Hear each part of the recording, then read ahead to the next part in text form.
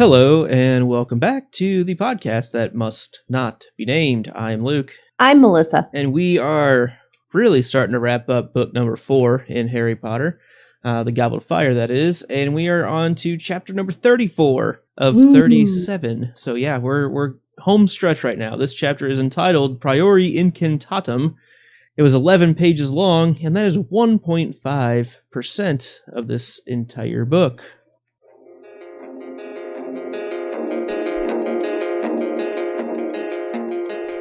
Harry is released from his bindings and is challenged by Voldemort to a duel. Harry doesn't respond and is once again hit with the Cruciatus Curse. Voldemort pulls the curse off and Harry refuses to say no when asked if he wants that again.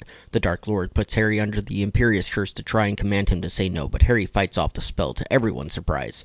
After diving behind a gravestone, Harry stands up straight to face his nemesis Voldemort, who shouts Avada Kedavra, and Harry uses the only spell he knows how to duel with, Expelliarmus! The two spells meet in midair and create a golden thread with a small bead in the line, and a golden cage encircles the combatants. Harry concentrates all his energy and forces the bead back into Voldemort's wand. As soon as it touches the wand, the shadow of a hand appears and is followed by the shade of Cedric Diggory. Then an old Muggle man, Bertha Jorkins, and his parents. They crowd around him, telling him to hold on, and his mother's shade tells him quietly that once the connection is broken, they will stay behind for a short time to help. Cedric asks Harry to return his body to his parents. Harry nods and pulls his wand away, breaking the connection. The shadows swarm Voldemort as Harry makes a break for Cedric's body. With curses from Voldemort and his Death Eaters passing over his head, he uses Accio and summons the Triwizard Cup to him. Gripping Cedric's body, he catches the cup and feels himself spinning away, and Voldemort lets out a violent scream.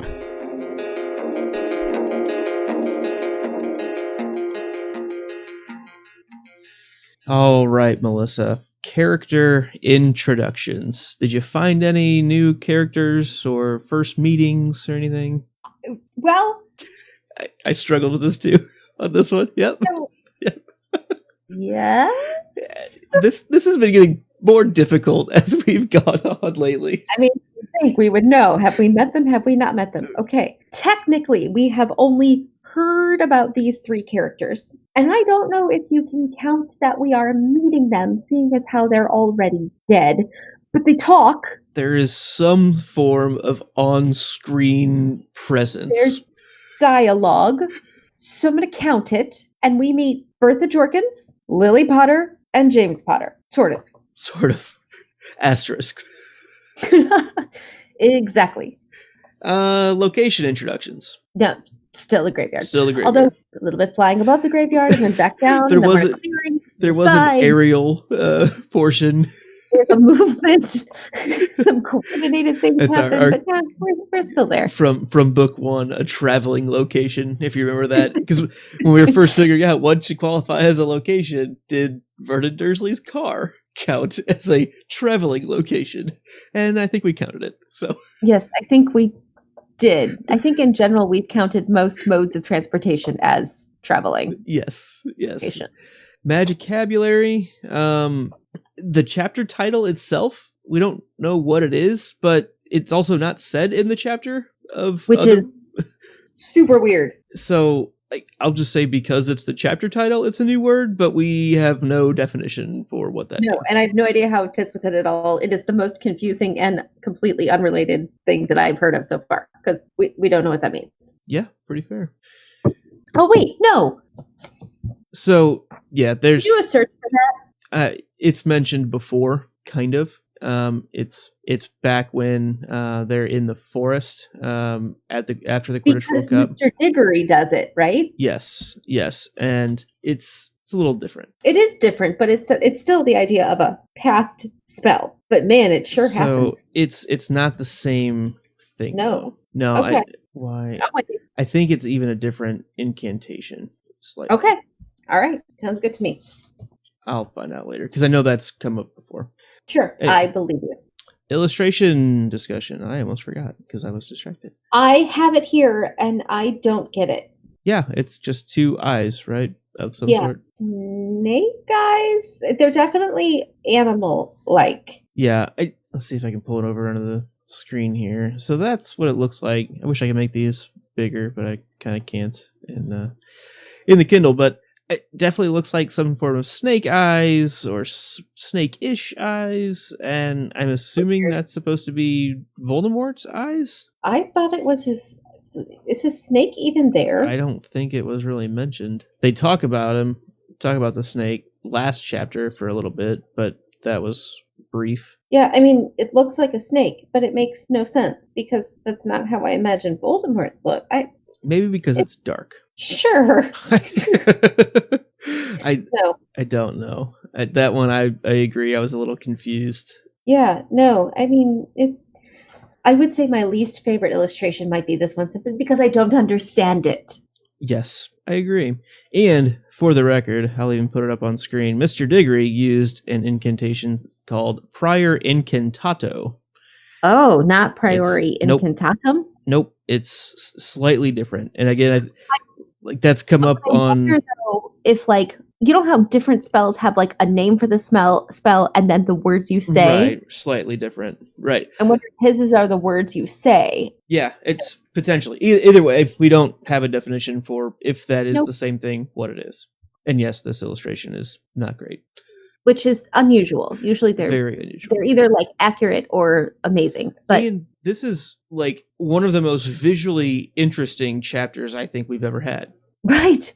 But you also can't give it away. I think the surprise part of this chapter... There are certain things I think you could have shown that don't give anything away. Maybe just the beads along a golden thread of some sort. Just something that is... Or a web, like a webby circle. The dome. I mean, there are some really cool visual things that could have been chosen, and I don't know why this one was picked. Okay.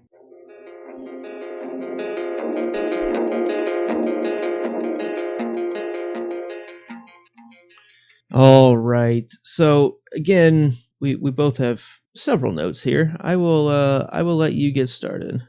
All right. I'm going to skip my first note because it kind of goes with my last note. I have a whole tangent. I just want to let you know. So if you have anything that belongs in that tangent, I'm going to move it to the end. Okay. Okay. So my first thought I'm going to talk about is, as of this chapter, Harry is the only character we have that has had all three of the unforgivable curses performed on him and is still alive. That we know of. Well, he's the only one to have lived through Avada Kedavra. So seems like Voldemort also did that when it was rebounded on him. Okay. Think he's been Crucio or Imperiized? I would think so. Almost, if anything, just purely academic. All right. Well, as far as we know. Right, yeah. I mean, I know a lot of time, it's Harry Potter. Well, I'm Harry freaking Potter, right? But... And it's totally awesome. I need to watch that this summer. Okay. But I do think it definitely puts Harry, again, another notch above people to be able to survive those things. Mm-hmm. And even being able to throw off the Imperious Curse. The idea that he can do that and has done that and can be, not many people can say. Lived through all three. Thanks. Yeah, I really like the scene where he resists the Imperious Curse on him. And we saw him have almost success when Moody put it on him in class, right? And he's like, jump on the table. Jump on the table. And even the very first time. And yeah, because then he does it again later and he is able to resist it. And if you're not expecting it, in class is one thing, where you're likely in a pretty safe environment for the most part, and it's kind of a controlled environment. And this is different, where it's just sprung on you, because Harry's even thinking, he's just going to go straight for, Crucio or Avada Kedavra, just, whatever. And the Imperio side of it is just kind of not expecting that. And that's kind of one of the strengths of that spell itself. But nice job, Harry. He says no. He says, I will not. He says, I won't. He doesn't. He doesn't bow down. He doesn't. Good job. Good job, Harry. And fortitude. Good job. So then, he's Crucioed, he's Imperiized, he's whatever. Well, then he decides he's hiding behind a gravestone. Mm-hmm. As you do. And Harry decides to face Voldemort and leave the relative safety of the back of the tombstone. This might be the bravest thing he's ever done. Standing up, legitimately knowing what's on the other side. Yes. I'm not saying he hasn't shown bravery before, right? Sorcerer's Stone, bolting down into the underground-ish layer and facing those things, knowing that there might be something bad down there, somebody bad is down there, but not knowing who. Chamber of Secrets, there's something bad down there, but you don't know what, right? It could just be All puppies. I mean, there was animals. It was fine. It was fine. Right. Or even like book 3, where, I mean, he doesn't even know what he's facing half the time. And then things keep shifting. And who's the bad? There's always evil. But this is literally facing Voldemort. And choosing to face Voldemort. I think that's amazing. Yeah, no, and the fact that he says, I'm going to, die upright like my father did. And Voldemort had pretty much used that basically line against him, mocking him earlier. And Harry just takes it as, you know what, I am going to do that because that's what's right. And I have to do something. And I'm not going to sit here, wait for him to poke his head around the gravestone and just slaughter me. Like, I'm going to take my chance. I'm going to go for it. And he does. It's definitely a pretty big move for sure. I'm definitely with you on that one. Awesome. Anything else before magic happens? Nope. Okay, so magic happens. There's a big magic that happened. There's a big magic. I'm so happy there's real magic. Actual real life. This is so cool. Magic. This was a big one. This was a big magic. 4 books to get there. Ouch. Let's talk about the magic. What do you want to say about that? Real quick description on just the overall things that are happening. We have Harry come out. He shoots the disarming spell right when the same exact time that Voldemort shoots the killing curse. They connect, and that's weird. Like, you wouldn't think that they would just hang out, and the spell becomes a golden thread. This thread kind of stays around. It ends up lifting them up off of the ground, floating to a different area. The Death Eaters then run and reform the circle around him and are like, hey, can we help? What do you want me to do? Do they get put back down on that area? I'm always rushing through this chapter because I'm so excited by it. I know they get lifted up. Do they set down in that other place? Yeah. Okay. Yeah, they lift up, move over some distance, and come back down to the ground. Okay. After they hit the ground, the golden thread splinters and continues to be a golden thread, but then it also creates a golden dome around them.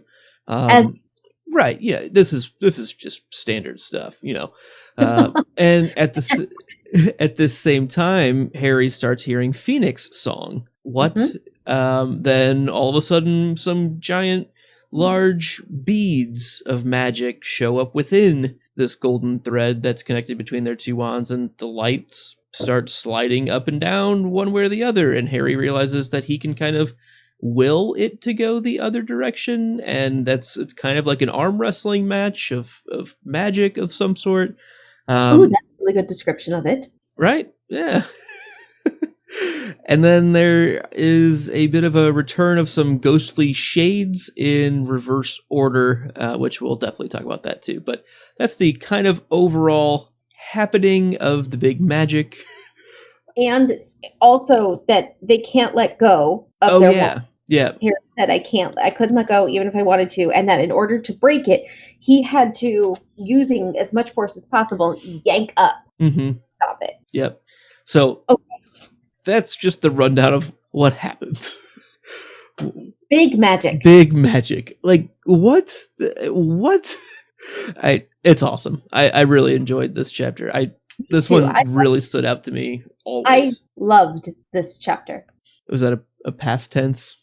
I think so. Go for it. Okay, so I want to start by saying, first of all, when Ghost Cedric comes back, and that first moment of Cedric. So, and then when he asks Harry to bring his body back for his parents, Cedric was a really good guy. Get the legit sniffs. It's like one more punch in the gut. Don't forget, Cedric's really dead. Freshly dead. Brand new. His parents don't even know. Teenage boy. Mm-hmm. Dead. It's sad. Yeah. Okay, don't forget that. Okay, I have to... This, right here, is the only Harry Potter book that I have that is not an original print. From when you got it as it came out? When I first got it. So, books 1, 2, and 3 I bought as a set in in 2000. Every other book I bought the day it came out. Mm-hmm. Yep. Someone, and I don't know who, but someone in my family took my original copy of book 4. I promise this makes sense in my story, people, so bear with me. It does. And nobody ever owned up to the fact that they took my copy of book 4. No, this is my copy. No, this is my copy, because everybody in my family had their own copy, even though we all lived in the same house, but everybody had their own copy. Yep, I had my whole set. Somebody took my copy of book 4, which meant at some point I had to go buy a new copy of book 4. Now, this is already upsetting enough, simply because you wouldn't think, right? Like, somebody took my book and I have to buy it again, and that's my Harry Potter book. And yes, that is upsetting, but here is why it is the most upsetting. Because this chapter is wrong. This is the wrongest of the wrongs that happen, I think, in the entire series. Defend your position. Okay. And Harry knew it when he saw.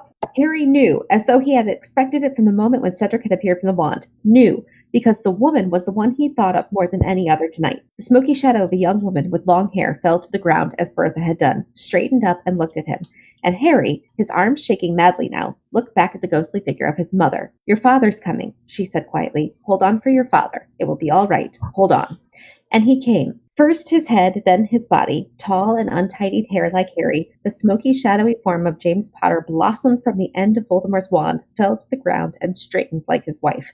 He walked close to Harry, looking down at him, and he spoke in the same distant, echoing voice as the others, but quietly, so that Voldemort, his face now lifted with fear as his victims prowled around him, could not hear. What I just read to you is accurate. Yes, Lily Potter died after James, therefore if you're telling this in reverse order, Lily should come out before James, but the original printing had James come out first, and then Lily. And while it said, your mother will be here soon.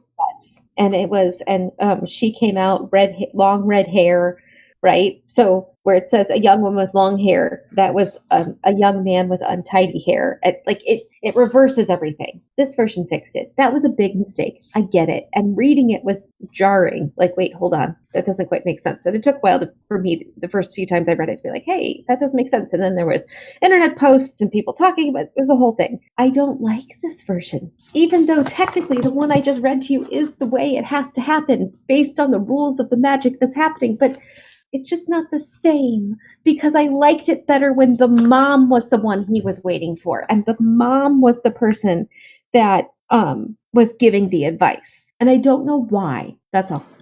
No, not really. I'm at a pause. I don't think it's really ever bothered me. I like the fact that it is accurate. Like I liked having the wrong print too. My books, all of my original set is missing, so I got you one upped on that one. That all of my originals, which the whole thing. I blame Dad. Probably he's hoarding them. He's been selling them on eBay. But yeah, like I liked having that and having it be like an Easter egg of, oh, well, this was just wrong. To me, I don't think it really changes anything, because his dad does matter a lot to him, and the fact that he sees there could have been more interaction with his mom, but it's also very quick. I think it makes sense to me that it's his dad that walks up and just delivers the instructions of what's going on, as opposed to his mom.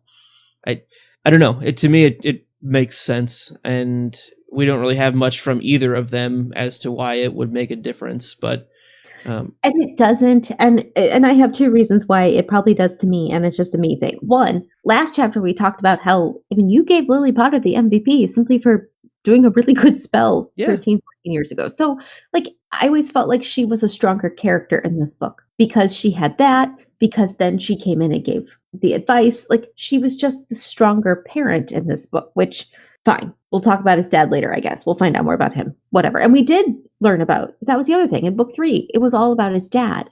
It was nice to have more of a focus, a little bit, on his mom. Not that it's a lot. It's just a little. But the fact that it was so interchangeable. Oh, yeah, we'll just switch that around. It just felt like it was taking away from her. And, this is just me, as a girl and a mom, but mostly as a girl, because this was even before I had kids, it just felt more motherly and caring, as opposed to matter of fact, you have to do this. And that's probably my preconceived notions of how a mom would talk to her son after not having seen him, but okay, you can do this and we're going to take care of this. And it just felt more motherly as opposed to directionally, even though I'm sure very little of the dialogue changed. Yeah, no, that point I can absolutely agree. Like thinking back to when I first read it, and she's right next to him, kind of like putting her hand on his arm or whatever, and like just giving advice as like this stinks that we can't see each other really, but like it definitely has more of a feel to it when that was the case. And I think they probably could have still done that, right? I mean, I don't think the one that walks up to Harry had to be the last one that comes out. It's the easier on paper change, but like you easily could have been like, oh, your father is going to be here in a minute. And then the dad gets there and then she walks up. Like there's no reason it had to have been a complete role reversal. Like, and I think I would have been okay with that. Yeah, to me, that I think makes the most sense. Yeah, I don't know. So I just, like, I love this chapter. I love so much about it. It's jarring to me because of the way I used to read it. Yeah, I will say it was fixed pretty quickly. So quick that even the audiobook with Jim Dale, who they've gone and just re-released those as well. Totally possible. But we've also seen a lot of times where the audiobook has the original misprints. Right. Like that was going to be my question for you. It has it the accurate way. It has it the way it is that you just read. And I mean, I will say my copyright in this book says 2000. It doesn't have a later copy or a second printing. So it's just sad to me. I don't know why. I think it's reasonable. My book is technically correct. Which is the best kind of correct. That's true. All right, where are we? I think you've got like one or two more. Yeah. So, kind of as the shades are coming out of this wand connection thing, they're, aside from Harry's dad, who walks up to Harry, the other ones seem to be circling around Voldemort and like they're getting ready to attack him of some sort. And it specifically says that Voldemort's face was livid with fear. I have a hard time imagining Voldemort being like legitimately afraid. Does that stand out? Because that's like a horrific view of like, if you're livid with fear, like, yeah, you're mad, but you're also terrified. Like, can you see him having that of an extreme reaction to this? Yes. Okay. I can. Because I feel like Voldemort has to suffer from some sort of mental illness. And simply because of like my personal life experience, I equate it to what I know about living with like anxiety, right? And if you have anxiety, every emotion you feel is the biggest emotion you've ever had ever. Extremes on, yep. And everything. If I'm happy, I'm the happiest ever. Even though, and while you're happy, it's not a controlled happy, it's an out of control happy and an out of control sad, and out of control angry and an out of control fear. And your brain always feels like it's under attack. How do you fix that without, intensive therapy? You try to control your entire world, right? Because the more in control I am, the more I can predict what's going to happen, and the more I know that I'm in charge, then that can't happen, and I can't be afraid, and I can't be upset, and I can't be worried. Sound like Voldemort, right? Yeah. My people are around me, and I'm going to be in charge, and I'm not going to die, and I'm going to take care of this, and I'm just saying, sounds like Voldemort. So here he is, right? I'm supposed to be killing Harry Potter now because I've arranged this whole thing because control, gotta be my way. This isn't working. This crazy thing that I've never seen happen is happening. And then these ghosts are here. That's going to throw his trigger response up. And so we might expect him to be angry, which he might be, but whatever emotion he's feeling, he's at like 100%. This is so far beyond his control and he can't handle that. I'm betting there's a lot of fear, and then under that fear is going to be a layer of just like maddening, uncontrollable anger. But I think the fear is first. Yeah, no, I think that's fair. I know what this is, because it's not even something he's ever worried about because he didn't even know to worry about it. Does that help? Yeah, it does. It just stands out as a little bit odd to me still. Like, I definitely agree with your non-professional assessment of what's going on in his head. Professional. Like, but it narratively makes sense. He is an extremes kind of guy. And I like the way you put it, that it comes down to the overall, control of everything. And that very, very much makes sense. But it just seems like it kind of cuts into the fear of him that he is, it just seems like an extreme version of scared. Like, it just sits weird with me on just this one. I don't know. Like it just seemed like maybe he does know what's going on because he's a pretty smart guy. He's a smart guy. Check out that show on Disney Channel 20 years ago. Anyway, I was still an adult then, so I don't know. Yeah. No. Anyway. But anyway, that just stood out to me a little bit. Another thing that I'm going to skip over one other thing right now, but at the very end of this, when Harry books it back to Cedric's body and he summons the cup, he just says Accio, and the cup flies to him. Every time we've seen the summoning charm used, you have to specifically say what you're summoning. Like, so Accio, cup understood, I guess, in this case. That is the best note ever. Like, Cup just, understood. There's nothing else anywhere nearby, or just like tombstones start flying Right. and a couple of rocks, and he's just going to grab Bits of the grass. coming. Accio everything. Yeah, where does that limit? Where's that get limited? I don't know. Or is there like intentionality behind it? Mm-hmm. Yeah, I don't think it's that big of an issue. I just thought, like, why not add the 3 extra little letters, like Cup. Accio cup. It's really like it's like half a syllable. It's like hardly even a full extra syllable, just for how quick it is. Technically, it is a full syllable. But, I know, but it's a very short syllable. Most are. That's true.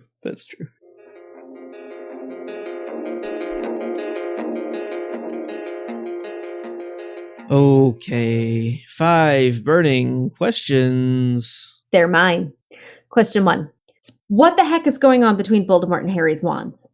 That doesn't happen, right? Like, is this what happens when you duel? That did not happen when Lockhart and Snape dueled. Well, the only spell that we saw get really used was the disarming spell. So, like, literally one didn't have a wand after that. But looking at the Draco, yeah, I know. It doesn't sound like anyone else had a wand connection. A golden dome of connect. Yeah, no. There was that one group, that one pairing in the back that had. No, there was not. You just stop it. So, literally, like, what's going on? I do know, but I can't know right now because this is not spoilery. But you're Jon Snow. But I know nothing. And Sam, you're wearing my Jon Snow Targaryen shirt today.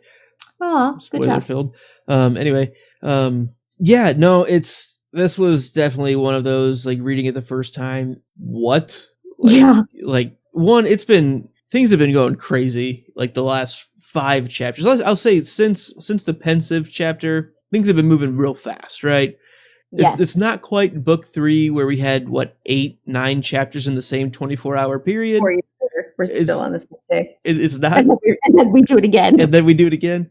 So it's not quite like that, but I mean, the third task chapter was a pretty long chapter. I feel like a lot happened. It took a while to get through, and then we have a couple really short chapters. But yeah, then it all culminates. All of that excitement, all of that, what is going on with this thing that just completely overshadows all of the other what's? like everything else kind of made sense. Like, we've gotten the full backstory of where Voldemort's been. Like, we get a lot of answers, actually, in the last chapter or 2 of what's going on, what Voldemort's really doing, what's he trying to do. It's like everything we've learned up to this point has been figured out and then stopped. Yes. Like, we've everything's cleared up. We got it. Yeah. For the most part, like, no further mystery needed. Right. Aside from, like, the other, who is the faithful Death Eater at Hogwarts that put Harry into this? Like, that's the big outstanding the question. Stuff that's been building for years. Gotcha, like, yes. Well, if we keep putting Voldemort down, and if we don't this, and why did Harry survive, and all those, like, big serious questions. Yeah, it's a lot of major answers. Voldemort just needs just talk to Voldemort. He knows the things. Yeah. They should have had, like, a reporter be like, "Oh, Mr. Voldemort, I would like to ask you a few questions real quick. If you can even for the Daily Prophet." Because that's how the Daily Prophet reporters talk. But, like, it just all culminates in, now Harry's literally going to die, but he's going to fight. And one, he uses a disarming spell. Like, what was the plan there? Like, Voldemort doesn't have his wand. You're still surrounded by 12 other Death Eaters that'll probably, like, not let you do much after that. Like, Voldemort just went and picked up his wand again. It's not a big deal. Or they caught it and tossed it right back to him. Like, just wouldn't have been that big of a deal. but it worked out. And it's one of the biggest bits of magic that we've seen, as we've talked about. And why? Like, I don't know. Do you have any ideas of what's going on? No, I was really asking. Yeah, at this point. I don't understand this magic other than I know that it's magic. Big fan. Yeah, maybe because Harry's such good of heart, like a Care Bear. And noble of deeds? I don't know. Yeah. Okay. All right, question 2. I'm moving on. Is this truly the most threatening thing that non-infant Harry has faced and survived? I think so. I mean, literally, the killing curse was used on him as an infant. That's about as close to being killed as it gets, right? I mean, that's literally as close as it could be. Yes. So, all right. So let's see. Book 1, almost killed by a curse. Check. That's pretty bad. And the culminates at Quirrell at the mirror. I didn't feel that afraid for him. I don't really know what Quirrell was going to do. He grabbed him. Yeah. Like, I didn't, again, why aren't you using magic? He went for physical attack. Whatever. Okay, that wasn't that bad. Book 2. The big snake was a little creepy. That's a pretty big one. It was the snake, though, not so much with the ghosty. Yeah, no, the snake itself, I mean, literally can look at you and you're dead. Like, that's lock eyes and you're dead. That's a tough one. And venom and everything. Like, okay, right. That's up there. I still think facing Voldemort is worse. But this is bad. Book 3. Not really that life-threatening. Soul-threatening. Soul-threatening, yes. And that close to a werewolf is not it's never great. Been mangled. Probably would have survived, though. Like, again, it's not as... He would have survived. He would have been a werewolf, but he would have survived. Right. Potentially. Right. I mean, we don't hear a lot about werewolves killing. We just hear about them, creating new werewolves. Mm-hmm. So I do think that this is, along with the basilisk, I think props to that snake. I think this is...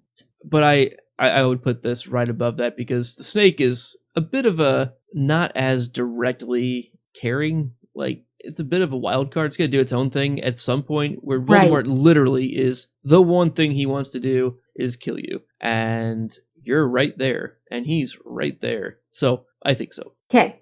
Question 3. So at one point, Harry hears the Phoenix song, right? Mm-hmm. I assume this happens because the wands share a phoenix feather core. Unless Fawkes was in the area. Okay, well, let's assume that that's why, because otherwise my question doesn't apply. Right, I know. Go for it. So they share a phoenix feather core. What would happen if 2 wands that shared, like, I don't know, hairs from the same unicorn? Or do dragons have more than one heartstrings from the same dragon? Like, what kind of sounds would you get then? We got a phoenix song because we know phoenixes sing, but what does the dragon say? Or what does the unicorn say, right? What does the fox say, But, yeah, no, it's a good question. And I think we're led to believe that, because it's been talked about before, that the one phoenix gave only those 2 feathers. Like that, as opposed to, like, unicorns, I bet they have tons of their tails that go out, tons of their hairs that go out for wand making, right? I mean, they got to make a living somehow. Go and donate locks of love, unicorn locks of love to, power the magical creatures. But I just don't think it would come up because for whatever reason, the Phoenix was so stingy. Like, I think that's the reason. I don't know. You could have 2. And 2 will be the answer. 3 is right out. 3 is right out. Oh, man. So, I don't know. I would like to see, maybe just like the sound of unicorns galloping. Do they whinny? Do they neigh? Everybody probably thinks that's thunder, and nobody really notices because they think, oh, it's going to rain. Oh, it sounds like sparkles. All right, question 4. Are you bothered that the 2 pieces of magic we've seen seem to have been used differently in this chapter than we've seen in the past? Kind of. So the 2 that I'm thinking of would be the Accio for the cup, like cup understood, right? I can't not laugh at that. That's so funny. Yes, maybe there's intent. Like you're doing the spell, and maybe at higher levels you don't have to say full ink. We've talked about that. Like the spells, the incantations that they use maybe are just like this is the baseline. Like if you do this, it's just gonna kind of mainly work. But if you like really understand the theory, or there's like a need, or maybe this is part of the stress-driven magic from early on. Like it kind of, regardless of him saying Accio, it just works because whatever this protector magical god that stress-induced magic, I feel better about it with that. Okay. The other one would be the port key. I don't really want to dwell on it much, but every time, though, the only other time that we've really seen a port key be used, they were really, really specific about, hey, this port key is going to transport at a very, very specific time, and you have to make sure that you're touching the manky old boot at that time, or you're going to miss it. This is... I think we maybe talked about this a little bit ago at the end of... Might have been in an unrestricted section. Yeah, I think we would have not really touched too much on it, but it just fundamentally seems like it doesn't work the same here. It's more of like you touch it, and right when you touch it, it goes automatically. Does that bother you? It didn't this time, but it does in general. Yeah. And I've kind of gotten used to maybe there's just different types of port keys. It's just the way you enchant it. Not really a topic I want to get into, but it was just the fact that there were two of them right in a row that literally work in conjunction here. They stand out to me. It just stands out to me. It's very convenient for the plot. I will agree. That was a bit annoying, particularly the port key thing. Yeah. Question 5. What kind of retaliation? Yes, that's how you say that word. I even wrote this question, so good job, me. What kind of retaliation might Voldemort take out on his followers for letting Harry get away? He's not going to be happy, is he? Especially if I go into my whole like mental illness and having to like control all the situations, and that he can't, like, his emotions are always at like 100%. It's going to be bad. Somebody's going to get punished. Yeah, I mean, that's not going to be good for everyone there because he's not going to take responsibility for what happened. I mean, but he also like was literally telling them like don't do anything while they were in their magical dome of furiosity or whatever that was, and and so like he was specifically saying like don't do anything. So they're getting mixed signals. Like they should feel okay about like you said don't do anything. Kill him. Right. Stun him. He's mine.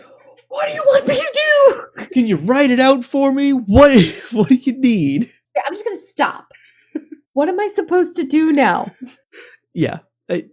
Okay, the shades thing that's going on, these people ghosts, should we worry about that? Does that change the prior don't do anything standing order? Like I do. I'm gonna stand over here. And then Voldemort tells them to go get him. You know, like catch him after the fact. Like it's too late, too little, too late. They should be fine, but he's gonna take it out on somebody, probably Wormtail. Yeah. Okay.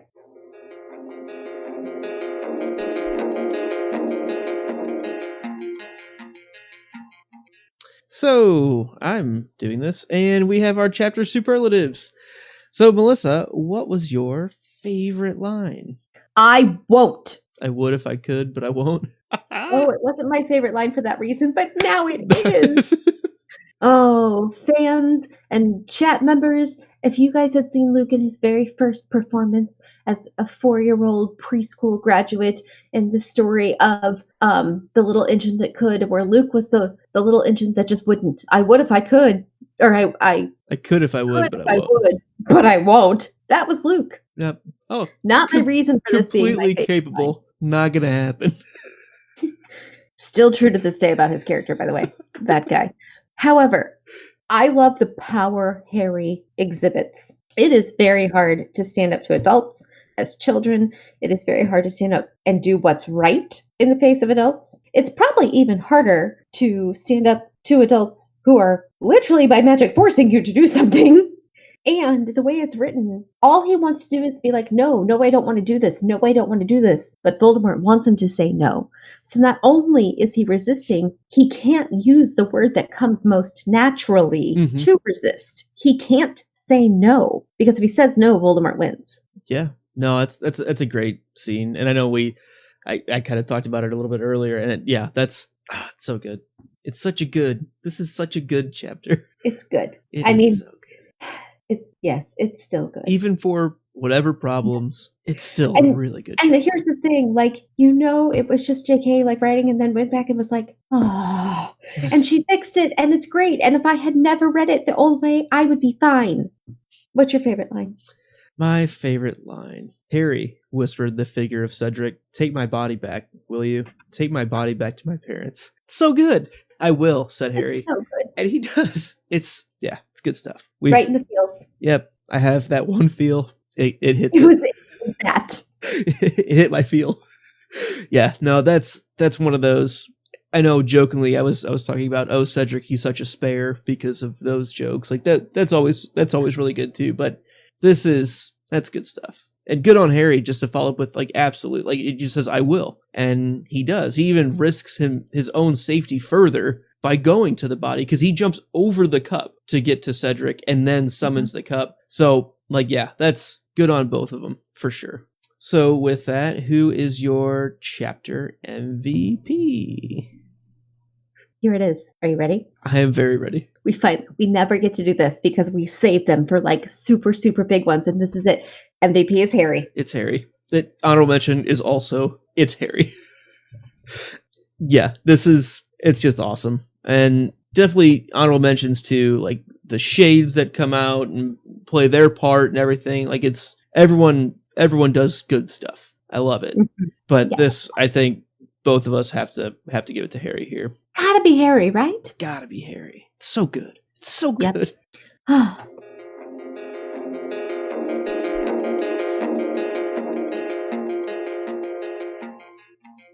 And we are finished with chapter number 34. We, like Harry, have left the graveyard and we are going to head on out of here.